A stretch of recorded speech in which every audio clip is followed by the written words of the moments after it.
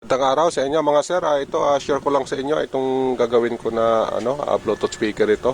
Yung kanyang speaker na ginamit, ayan, 15 inches ito. Ito mga sir, hindi na natin i-repair to. Bali ang gawin dito, i-DIY na lang kasi ito nga ang sira nito, yung kanyang pinaka-decoder dito sa Bluetooth. Nagmamalfunction kasi dito. Sabi ng may-ari nito, yung kanyang Bluetooth bumabalik sa line, minsan namamatay. At saka ito kasi minamadali nila ito kasi gagamitin ito mamaya. Kaya ang gagawin ko dito, i-DIY na lang natin ito para matapos kaagad. Hindi na tayo yung magre-repair pa. Ito nga pala, nakausap ko na rin yung may-ari. Pumayag naman siya na i-DIY na lang. At saka yung pang DIY natin, pinakita ko rin sa kanya.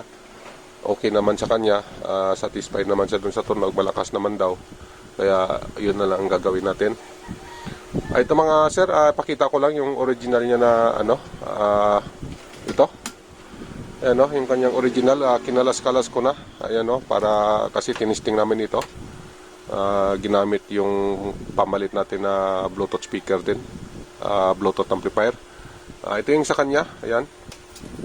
Ayan mga sir, maliit lang naman yung board nito. Ito nga pala yung drive nito, yung supply dito 5 volt dito sa kanyang pinaka main amplifier. Pero ito yung battery nito na nasa loob, lead acid na battery na 12 volts yung kanyang out. Ito naman yung pinaka charger niya. Ito yung kanyang battery mga sir. Dito ang terminal ng battery. Tapos ito yung kanyang power supply na sinasaksak sa kuryente para i-charge yung battery. Tapos ito namang supply na ito papunta dito sa main amp. Ang out nito nasa 5 volt lang, hindi nga umabot. Mga nasa ano lang siya, mga nasa 4 volt lang. Ayan yung kanyang itsura. Ito naman yung kanyang tone control. Ayan yung kanyang input. At saka ito naman yung switch nya. Ito yung kanyang switch sa ilaw. At saka ito naman yung kanyang power on. Ito naman yung kanyang easy input para sa charger ng kanyang battery na lead acid. Ito mga sir, yung pamalit natin na Bluetooth speaker. Ayan ayan. At saka ito naman yung kanyang pinaka-amplifier. Ayan, ito. Ito mga sir, ano ito? Yan, 12 to 24 volts yung requirement nito. Pasok naman ito dito sa kanyang battery. Kasi ang battery nitong Bluetooth niya, nasa 12 volts naman ito. Kaya, ayan, bali, ang gawin natin dito, yung battery dito natin i-drive. Yung kanyang battery na 12 volts. Saka ito mga sir, na-testing na rin namin. Pinatunog namin dito. Satisfied naman yung may-ari. Okay naman daw, malakas naman daw. Okay na sa kanya na palitan. Ito ipapalit. Kasi ito naman, kompleto naman ito. Mayroon naman itong microphone na, ayan, microphone input, mic 1, mic 2. Mayroon din siyang mic volume. Tsaka ito naman yung kanyang audio input. Dito naman yung kanyang tone control, volume, treble, bass. Ayan, yung supply na 12 to 24 volts. Ito naman yung kanyang to 20 volts na supply. Pwede rin kasi ito isasaksak sa kuryente. Ito naman yung kanyang power on at saka yung kanyang off. Tsaka ito naman mga sir, yung kanyang decoder. Ayan, mayroon naman itong FM ito. Ito yung kanyang antenna. At saka ayan, mayroon siyang USB. Tsaka ayan, TF. Ito mga sir, ito lang sa kanya na ito. Ayan, ito kasing supply niya napapunta dito sa kanyang main amp. Dito ito, 5 volts ito. Nasa kulang-kulang 5 volts yung out nito. Yung battery natin, sinukat ko dito, naka 12 volts in. Pero yung out nito, wala pang 5 volts, papunta dito sa kanyang amplifier. Ito naman yung kanyang pinaka-amplifier. Yan, yan lang naman. So itong supply na ito, hindi natin magagamit ito kasi masyadong mababa ito. Hindi ba lang umabot ng 5 volt. Kaya ang gawin natin dito, ito yung kanyang terminal ng battery, dito galing. Yan. Yan mga sir. Ang gawin natin dito, magpuputol tayo dito. Dito tayo kukuha ng 12 volts, parallel na lang natin papunta doon sa ating Bluetooth na i-install. Dito tayo kukuha ng kanyang supply na 12 volts. Yan. Tsaka ito, dito na lang siguro yung kanyang pinaka easy input. Para pag i-charge nila dito na lang. Tsaka itong ano kasi nito, itong pinaka-amplifier niya, ano ito, battery operated ito. Bali ang nagpapaandar dito yung battery niya. Ayan, bali itong power supply kasi para lang ito sa charger. Yan, pero dito sa kanyang pinaka main amp, yun, battery operated. Ay, ang gawin ko nga pala dito mga sir,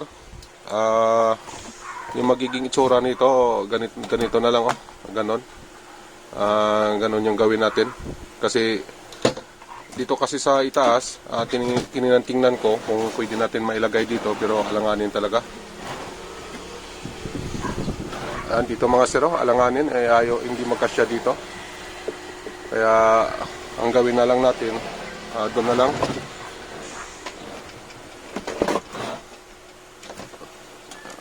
Dito na lang mga sir, ito, dito na lang natin aalisin natin to. Ito lang na portion ng aalisin, ito. At saka itong kanyang ano ito, yung sa kanyang FM na board. Ito. Tuner ito. Bali ito, aalisin natin ito para ang ipapalit natin dito, itong atin. Ayan. Ito, dito na lang. At saka ito din, dito na lang din ito. Bali ang mangyari, ito lang yung tatanggalin. Tapos ito ilalagay natin dito. Itong kanyang ito, ano na lang natin to, i-grind na lang natin, grinder, para ito makapasok ito. So ganun lang yung gagawin natin mga sir. Tsaka ang ano nga pala nito, yung kanyang speaker. Ayan, yung kanyang speaker. Ito naman yung kanyang battery. Ayan. Tapos yung kanyang tweeter, ito mga sir, naka 2 channel naman ito, tweeter lang, at saka yung pinaka main speaker yung naka-install na mga speaker dito. Ayan na mga sir, ay ano ko, umpisahan ko, update ko na lang kayo pagka naano ko na ito, pagka na sit up ko na itong ating pamalit na Bluetooth speaker. Ito mga sir, tapos na nating na-sit up itong ating Bluetooth speaker na pinagawa sa atin. Ito nga pala, ang ginawa natin ay nagbutas tayo dito, ginamitan natin ito ng grinder. Ito naman yun sa kanya, medyo makapal-kapal ito, pero ayan, nakuha rin natin sa tiyaga. Tsaka ito mga sir, yung kanyang connection. Itong dalawang wire na ito naman yung galing sa battery. Ito yung kanyang positive line, ito yung kanyang negative line. Ang nangyari dito, ayan, nagparallel connection tayo. Yung isang itim papunta dito sa ating Bluetooth speaker.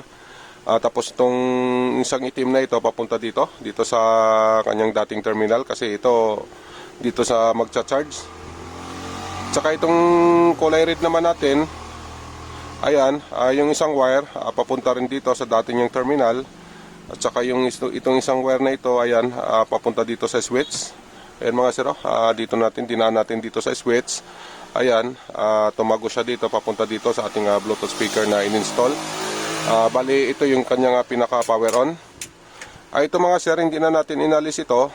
Pwede naman sana ang gawin natin dito, itong wire na ito, itong dalawang wire na galing sa charger, na i-direct natin dito sa wire ng battery. Kaya lang hindi kasi pwede, kasi ito nga may ilaw pa kasi ito doon sa harapan, doon sa mismong speaker niya. Pag umaandar kasi itong Bluetooth speaker, may ilaw doon na nagkikislap-kislap, o makikita natin yung ilaw niya doon. Ito pa kasi yung ilaw niya mga sir, ayan o. Bali ito kasing dalawang terminal na ito, dito galing ito. Yan, ilaw ito. Bali 3 wire, pati itong isa. Dito kasi nakalagay yan, kaya ginamit pa natin itong circuit board na ito para mapagana natin yung kanyang ilaw dun sa harapan. At saka ito yung kanyang switch. Switch ito ng ilaw mga sir. Ayan o. Ayan, LED light. Yung ginamit natin na switch naman, dito yon, dito sa kanyang power. Ito yung mga sir o. Ayan. Ito, power on ko lang. Ayan mga sir, The Bluetooth device is ready to pair. yan, nabuhay yung ating Bluetooth speaker. At saka ito mga sir, yung kanyang itsura, yan yung kinalabasan nito. Yan, parang kanya naman. At saka ito nga pala, itong AC input na ito, ito yung papunta dun sa charger natin. Siya yung magcha-charge ng battery. Bali ito yan mga sir, ayan o. Bali ito siya. Papunta siya dito sa primary ng charger. Ayan. Ito yung kanyang input. Tapos mag-output siya dito. I-charge niya yung battery na dito nakalagay. So ito, charger ito mga sir. Charger dun sa battery na lead acid. Yan. Ayan mga sir. Oh. Ito. Charger. Ito naman yung battery na lead acid. Yan. Yan. Papunta dun sa loob. Dito kasi nakalagay yung kanyang battery. Yan. Tsaka ito mga sir, yung easy input dito. Ito naman yung direct na pag halimbawa na gusto gamitin sa kuryente, ito pwede sila mag-direct dito kasi ito direct na talaga ito dito sa in-install natin na Bluetooth speaker. Ayan. So yan mga sir, tapos yung itsura nito pag nakabit, ganito na yan. Yan mga sir, yung kanyang itsura. Ayan, okay naman, parang hindi naman halata. Yan ganyan. Tsaka itong ano natin, itong Bluetooth speaker natin, magandang klase naman ito kasi marami na akong nakabitan nito. Okay naman, kaya niya naman. Kasi ang specs naman nito, itong kinabit natin, kaya nito yung magmula 8 inches hanggang 12 inches na speaker, kaya niya. At saka ito mga sir, wala namang balik sa akin dito. Maraming na akong na install na ganitong klase na Bluetooth speaker. Okay naman, wala namang problema, wala namang back job. Ayun lang mga sir, maraming salamat nga pala sa oras nyo. Sana makatulong ito sa inyo itong video natin. At saka kung nakabinipit kayo mga sir, paki-like na lang at saka subscribe. Ayan, tuloy-tuloy lang tayo sa pag-share para sa inyo. Hanggang dito na lang, maraming salamat nga pala sa inyo. Ayan.